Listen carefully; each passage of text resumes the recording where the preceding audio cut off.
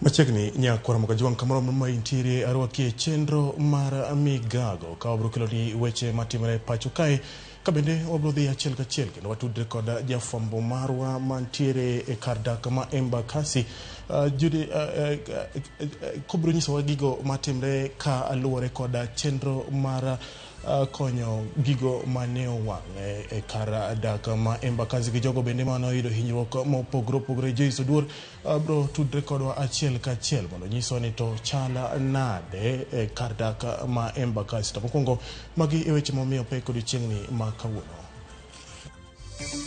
Kaunti ma Nairobi olando thieth maonge chudo e osiptende e kaunti no ne joma ohinyore kaluore kod masira mar mach ma Embakasi. Mungu anasaidia mimi ni kiebiose.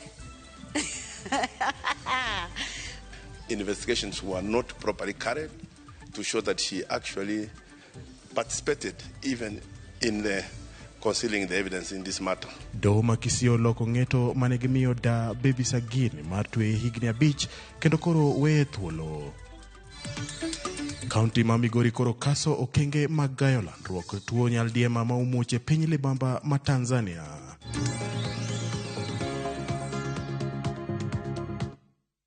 Machegni nyakwara makajuang nyalo tudri kodwa e namba mar 236 Twitter marwa @RAMOGITV KE @James Opondo.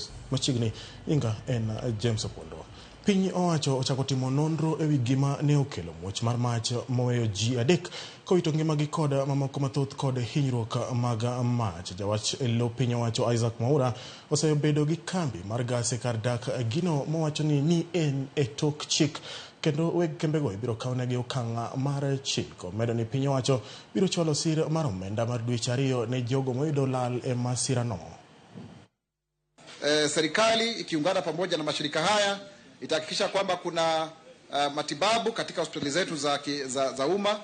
Pia gharama hizo zitaweza kuchukuliwa na county. Hilo ni jambo ambalo ni muhimu tuseme hapa. Na pia kutakuwa na blanketi, vyakula na vifaa vya kutumia nyumba. Na pia kuna mpango wa kuhakikisha wale ambao wamepoteza makao kama hawa kina mama 9 na watoto wao 21 ambao katika Kenya School of Aviation wamepatiwa makao, na tunaomba ufadhili huo kupitia Kenya Red Cross.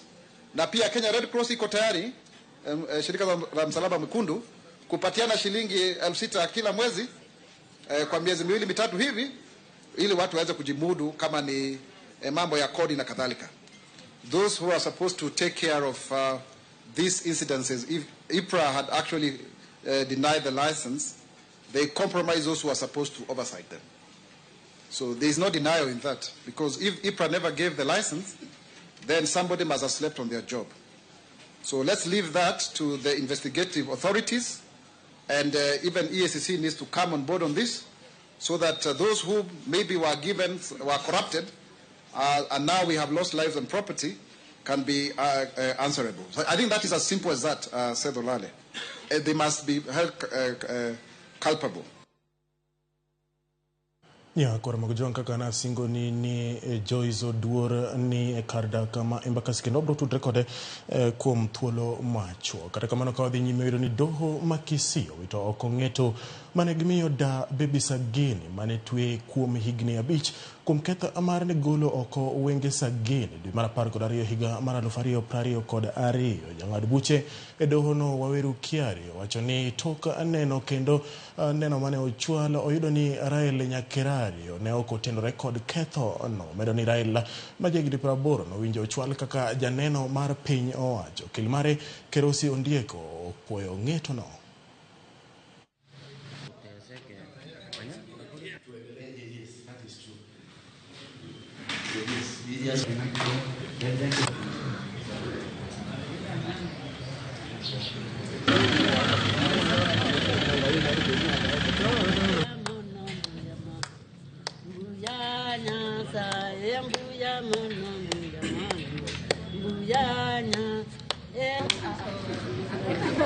Mungu anasaidia mimi ni kiebiose.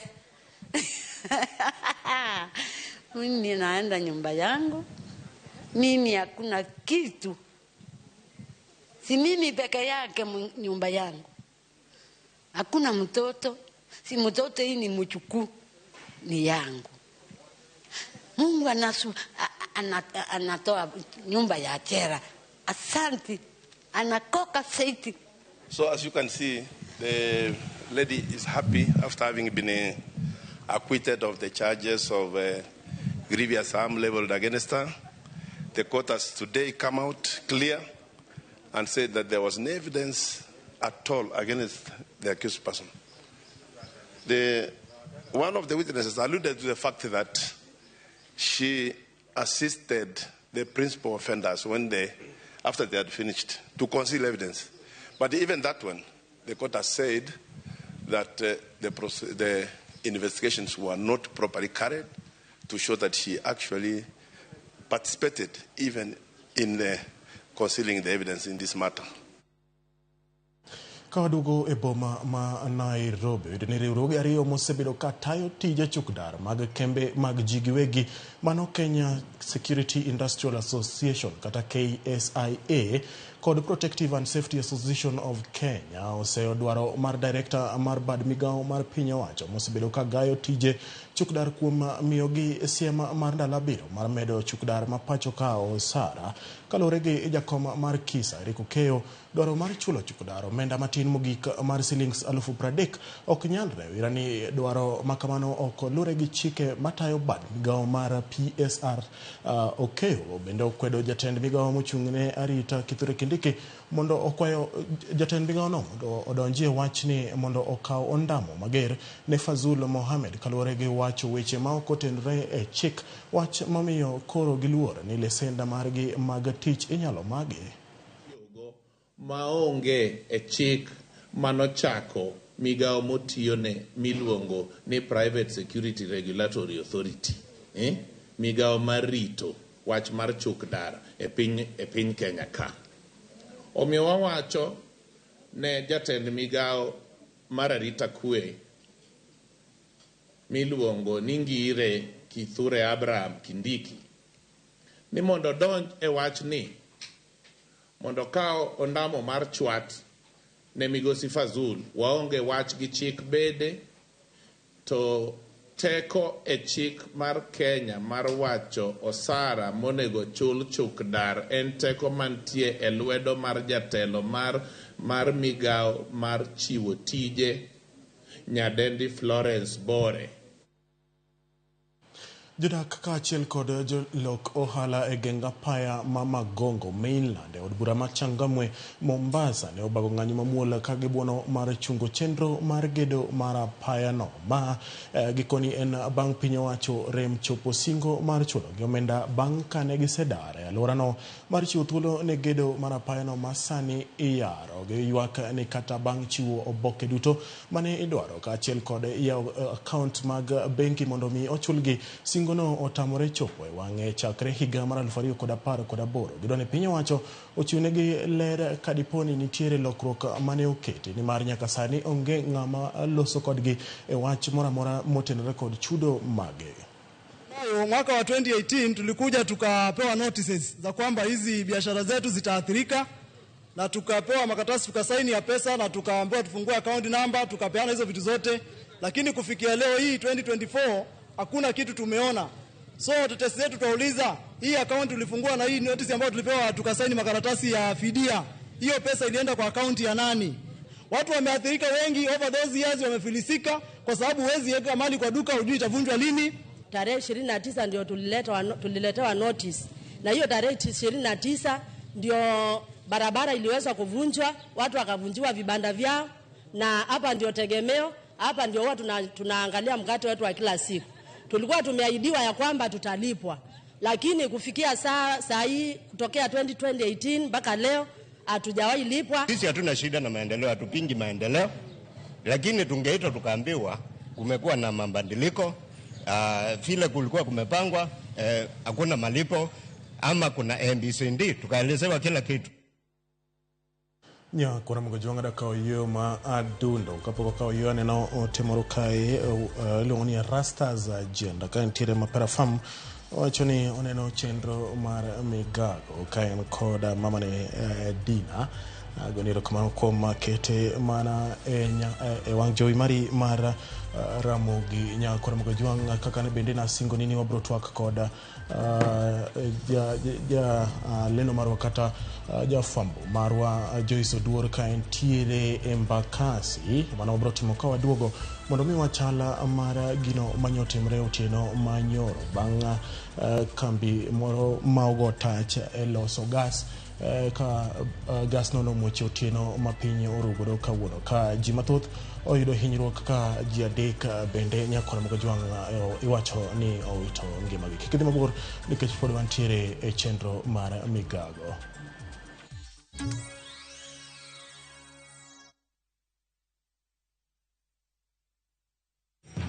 Nimeget airtime. Airtel Money inakuokolea. Really? Ukiwithdraw chapa kwa Airtel Money agent inakurudishia hiyo transaction fee kama airtime. Tanti. Karibu.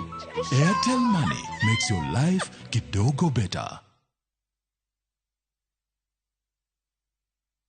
Royal Mabati Super Brand Factory. Dukani mar nyiepo achiel kende manengo gore piny kendo rang'iny mamalo mag mwandu goyo witado yudore duto. Yud offers ma wan godo sani. Chula tamalo 40, iyud mwandu molos sano iywe mos ka irito mondo wakeli nono maonge chudo nyaka e dhot. Limbado ma Kisumu Manjit House, apaya ma Accra Street, momanyore kod Paul Mboya Road. Gochnwa e 0722 63 83.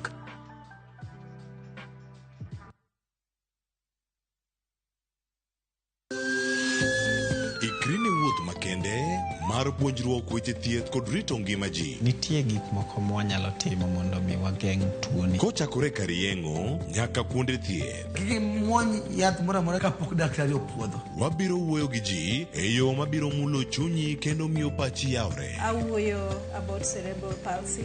Anyalo nyiso jonyuol mamoko ni gimbe giluor. Ng'eyo en teko. To kodok korka ngima mar del, bedo gi ng'eyo nyalo kelo lokruok maduong'. Wach chanjo ma jomadongo ng'eny ji ok dhi nikech ng'eny ji kia. Bende wariwo jowinjo wa e mbaka madhi nyime kokalo kuom nonro matimore e lela. Nitie program moro mabiro miluongo ni penj laktar. Ober ahinya nikech opuonjowa gik mang'eny. Koda ka tudruok e yor mbui. Riwri kod Ruth Otieno e penj laktar. Wuok tich nyaka tich abich saa 12 odhiambo mana Ramogi TV.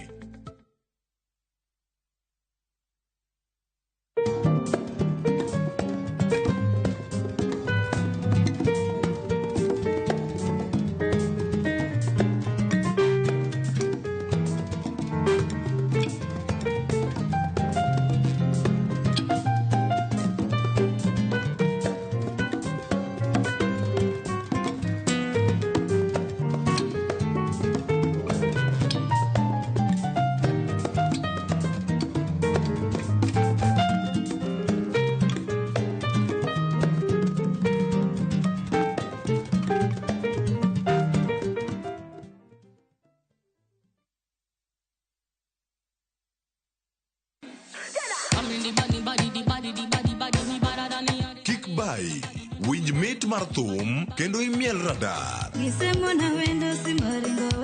Kik od belo bai. Belo number 1.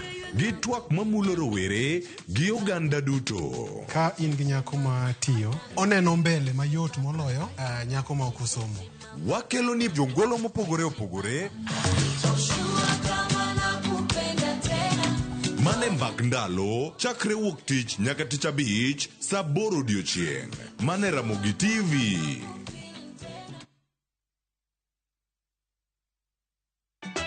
Ka osiep motegno kod johot moherore ritore. Yako chia. Timondo ndisori. Wayudo ng'eyo tonggi. Ipani akia gik mitimoga. Uro wengi donje matusi na ukweli donge. Yud mor e ngimani kokalo e gik matindo. Udogo shwag wene musaja kadala. Justice for Nyane ngima nyar kochia. Kod osiepene kachiel kod joodgi. I am busy. Gima ruoth omiyo kana wene jachien. Sama giromo gi pek mar ngima, joot kod osiepe. Nyasaye neno gi wang'i ma ok opimni. Akwaye ni mondo imak tieja karibu to kopuodho tilew chunye. Ok ginyal weyi ma ok inyiero. Nyakucha irachna e joga. koka ite to tegore mana ka ita puoyo maniego. Nyarkochia, tich abich ka tich abich, saa 1:55 otieno. Mana Ramogi TV.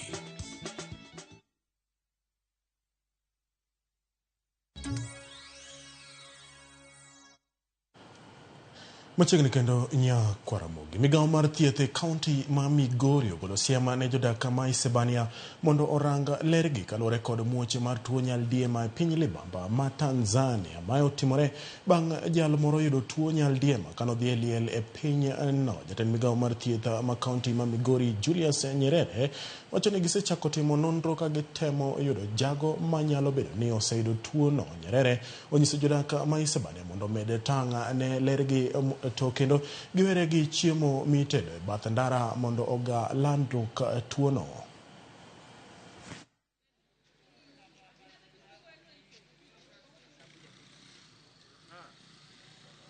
We cannot rule out cholera outbreak in that place because in the neighboring country, Tanzania, around Tarime district, there is cholera outbreak. So the only challenge we have is border surveillance because our people can only concentrate within Kenya. But we are on alert and we are doing what it takes to ensure that there is no cholera in Migori. Ne jok ma dhogi mit ka mara koro ikwayo ka untiere kaunti ma Migori ni mondo ng'i leru kendo kuonde ma uchieme genga paya bende mi uchungi mondo mi oga landruok ma tuo no mar nyaldiema e kaunti ma Migori. Ka odhi e kaunti ma Siaya, Gavana ma Siaya James Orengo osebila kuom nyiso jodolo moko mondo ndik dhogi ni mar negi rwako jasiasa Jimmy Wanjigi kuondegi mag lamo Jumapil mokalo. Wacho ni ne gin kanyakla e lamo no kanyakla kod jaod bura ma kaunti no Christine Mbaka kowacho ni oyiene ng'ato ang'ata lemo kamoro amora ma odwaro e kinde mag piny Kenya kuonde mag timo lamo piny mar Kenya maonge kwede mondo bende onyiso bila mondo oluw chike mag piny e kinde duto mag timo tijegi ma ok luwo weche mag jotendgi. Kata kamano komanda mar obila ma Siaya Cleti Kimaiyo to oseyo wechego.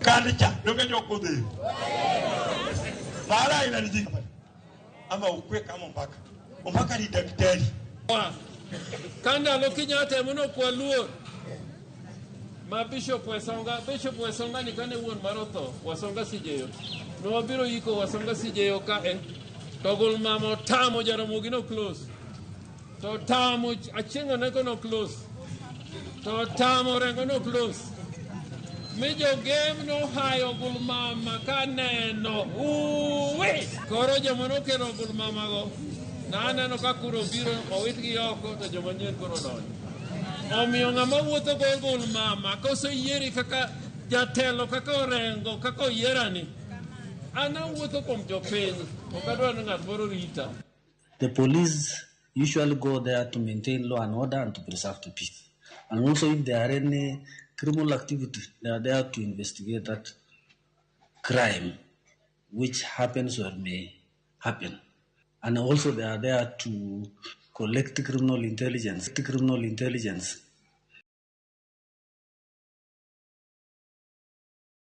have been covering functions from all leaders within the country. If there is any person or a PS or a CS comes to Siaya County for a certain function, the police must cover. Ji maloyo 200 mende yudo thieth e osiptende ma opogore e alwora ma Nairobi kaluwore kod masira mar mach manyotimore otieno manyoro e kar dak ma Embakasi. Kaluwore kod ma gavana ma Nairobi Johnson Sakaja bende olando thieth maonge chudo ne jogo duto mithiedho kaluwore kod masira no mar mach ma watudre achiel kachiel kod fwambo wadwa Joyce Oduor ka intiere e kar thieth ma Mama Lucy nyisoni to chalo nade jadi mantiere Mama Lucy to anyuola mag jogo moyudo hinyruok to wachang'o e masirani. Erokamano ahinya James Opondo, abiro ni achiel kachiel odiochieng' ma kawuono ka antiere e od thieth ma Mama Lucy manobore Nairobi kae. Ka bende ne wachopo kae okinyi, to picha ma wachopo kae en picha mar lit ka jogo ma bende noyudo wang' kata noyudo masira mar mach, kata jogo ma bende masira mar mach nojuko e kar dak ma Embakasi bore Nairobi kae. Thothgi nitiere od thieth kae, ka moko kuomgi nitiere rem kata gintiere kod rem kaluwore kod mach mane owang'ogi e yo ma ok ni kare. Nyaka sani kaluwore kod daktari maduong' mano mar od thieth ma Mama Lucy kae mane waloso godo, ne giyudo jotuo maderom 169 ma bende ne giyudo okinyi ma kawuono. Moko kuomgi nochopo kae otieno ma kawuono, to nyaka sani nitiere mago ma ithiedho to dok pacho. Kata kamano, moko kuom jotuo ma bende waloso godo giwacho ni onge gimoro amora ma gidhi dok timo pacho, kata onge mwandu moro amora ma ginyalo dok dhiye. Nyaka sani ne giwacho ni kaluwore kod jotuo 169 ma bende ne giyudo, nitiere jotuo mane nitiere kod atamalo mamalo ahinya mar wang'. Ka jotuo ma kamago, moko kuomgi kata 7 kuomgi noter e od thieth mano mar Kenyatta National Hospital, ka 17 noter e od thieth mano mar KU mano bore Nairobi ka. Kalure ni kiwango mar wang' mane gintiere godo ne mamalo ahinya mok ne nyal thiedhgi e od thieth ma Mama Lucy kae. Nyaka sani bende nitiere jotelo mopogore opogore ma bende ne waloso godo, ma bende nosingo mar chwalo sir mopogore opogore ne jogo ma bende masira mar mach ma kamano nojuko. Thothgi ywak matamra gi nono kalure ni udi margi mane gidake nyaka sani koro owang' ma onge mwandu moro amora mane gi kata ma gidong' godo. Jotelo mane waloso godo mano moriwo mano jaod bura ma Embakasi Babu Owino nosingo mar chako chenro mar gedo manyien kata gero udi manyien ne jogo mane owito mwandu gi duto e masira ma kamago. Ka bende giwacho ni jogo ma oyudo lal maduong' ahinya gin jogo mane odak e ute mag mabati mantiere alwora ma Embakasi, ema koro sani odong' ma onge mwandu moro amora kalore ni gilalo gimoro amora e masira ma kamano. Kopogore kod mano, jotelo mopogore opogore nyaka sani bende podi medo donjo e od thieth ma Mama Lucy kae mar mondo mi gitemane chwalo kony mopogore opogore ne jogo ma bende sani oyudo hinyruok. Thoth jogo ma bende oyudo wang' mopogore opogore giwacho ni ne giyudo wang', moko kuomgi oyudo wang' e wigi kaachiel kod tiendegi gi lwetegi, ka giwacho ni ne gitemo ringo e kinde ma mach nojukogi, ka giwacho ni ne en mach maduong' ahinya manomuoch gotieno kendo nokelo negi lal maduong' ahinya. Gintiere kod lit pichni ma kamago nyaka Ramogi bende wabro bedo kwamenyo ni e weche manyien mamoko mag odiochieng' ma kawuono. Kata kamano, jaod bura e kaunti ma Nairobi kae mano Esther Passaris nyaka sani bende ojiwo ji mopogore opogore obi kae mar mondo mi ogol remo kalore ni jogo ma owang' e masira ma kamae, moko kuomgi nyalo bedo ni dwaro remo monego bed ni imedogi mondo gidhi mbele kod thieth e yo makare. Kata kamano, pod wantiere akicha kae kendo wageno ni mano jalup jatend piny Kenya Rigathi Gachagua bende igeno ni biro bedo ka chopo kae, en bende wabro winjane gino mobro bedo kowacho kata en kony mane ma ibro bed ka ichwalo ne jogo ma oyudo masira ma kamae. Kata kamano, pod wamedo luwo sigana ma kame kendo wabro bedo kwakelo ni nyakwara Ramogi Ajwang' weche mamoko mathoth. Opondo. Joizo Duor, ki inyalo winja penjo ma an godo machuok en ni anyuola jogo bende ma osebiro kanyo mar neno jogo manodak e alwora ma kama masira ni notimre, giwacho ang'o? Gini en gino mane gisewacho ni mondo gol kae koso ang'o ma giwacho gi sani? Opondo, kaluwore kod jago moro ma bende ne waloso godo, owacho ni gin yande gikia kata ni kama tangi mating'o gas no ne nitiere ga kar tangi mar gas kanyo, kata gikia ni compound makamano en ga mano mating'o nyamburko mag gas. Giwacho ni gisiko ka ginena nena ka loche donjo kanyo to wuok oko, mak mana ni ne gikia ni nitiere ponono tangi mating'o gas kata ne gikia ni en kambi moro mar gas kanyo, mane momiyo ne gibedo kod buok ahinya otieno ka bende mach ma kamano nomuoch. Kata kamano, anyuola mopogore opogore bende podi molo kae kata medo donjo kae ka gibiro neno johera maggi ma bende oyudo masira ma kamae mar mach. Jonyuol moko bende nitiere kae, gin giwegi gihinyore, gintiere kod wang' mopogore opogore. Kata kamano, moko kuomgi wacho ni kaluwore kod kaka ne gintiere akirikiki mar ringo koni gi kocha otieno manyoro, ne gitemo reso nyithindgi. Mama moro ng'iswa ni nitiere nyathine no bayo nyathine e wi fence, nyaka sani entiere od thieth kae, mak mana ni okia kuma nyathine nitie. Makoro paro ni kango osewuok kae tango dog dala kata tango dog Embakasi kocha mar mondo mi oluwane ni ndach nyathine ni nango. Kata kamano, jonyuol mopogore opogore kata ji mopogore opogore podi medo chopo kae mar mondo mi gitem manyo johera maggi ma bende noyudo masira ma kamae. Pod wamedo luwo mathoth. Opondo. Mogik, Joyce kinyalo winja to duol mar NEMA bende osechopo kanyo kata na jogi nikech magi duto onego beni timre ka NEMA opuodho weche machalo kamagi. Nyaka sani Opondo pok waneno joduol mag NEMA mora mora kae ka ochopo kae, kata kamano pod wamedo luwo mana kaka nyisi jotelo mawuok e sirikal mamalo mano moriwo jodbura ma Embakasi ema osechopo kae. Babu Owino, senator e kaunti ma Nairobi, mano Edwin Sifuna kaachiel kod women rep Esther Passaris, gine ma gisechopo kae. Pok waneno jatelo mora mora mawuok ka duol ma NEMA kochopo kae, kata kamano pod iwacho ni biro med kitimo nonro matut mar yango gino mane nyalo kelo masira makamano. Kata senator e kaunti ma Nairobi Edwin Sifuna bendo nyiso ni kaluore ni en bende obete komiti amano mochung' ne wechego mag teko e Senate kacha. Gibiro bedo ka giluongo joduol magayo modhi e bech modhi pacho kae EPRA mar mondo mi EPRA olernegi ni e kinde ma gichiwo license ne kembe mopuodhi mago mag LPG gas gitime e yo machalo nade, mar mondo mi kapo nono ni en kambi mantiere e kar dak kama ji odak ichiwo license makamane e yo machalo nade mondo masira makamagi kik wuoge kendo e kinde mabiro mbele. Opondo. Erokamano mano Joyce Oduor ka entiere e osiptal mar Mama Lucy Bure Nairobi ka obro bedo ko oluonwa report ni ka ochopo saa 1 gi saa 3 Nyakura Mogojwang ibro yude e yorno makare. Jogo ma oyudo hinyruok Nyakura Mogojwang e masira no wakonegi changa mapiyo. Nyinga en James Opondo Nyakura Mogojwang ko chopo saa 10 bende ang'waduka kendo wami weche ma wayudo e mesawa mag weche manyien.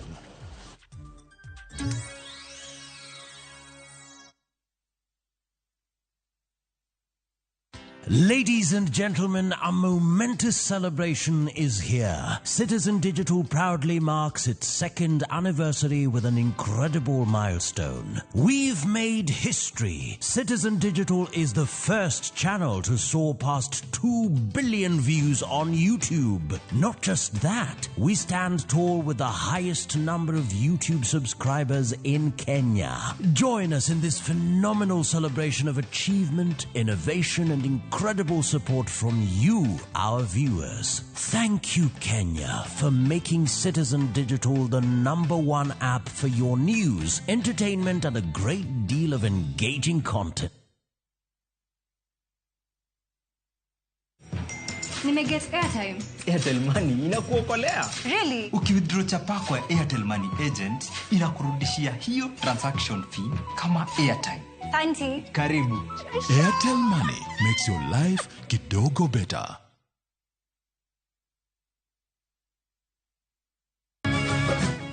Miyo makwedo paro maokare keto kiawa kuom puonj koda timbe machon. Abo wachonu adiera mango. Ng'at machunye tek to chung motegno.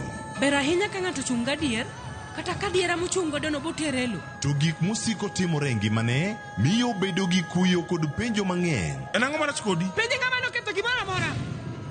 Gik mane osebedo kopandi koro fwenyore ayanga. Odiochieng' ma kawuono ni anabiro nyiso Sarabjit gimoro amora. Hera mane en go kuom joode miyo temo umogi gi yore te. Asayo ni kik utim kamae. Kata ka onenore ojaketho. Mak mana ni an abiro timo gimoro amora manyalo mondo aler nyinga. Ma en sigand hera.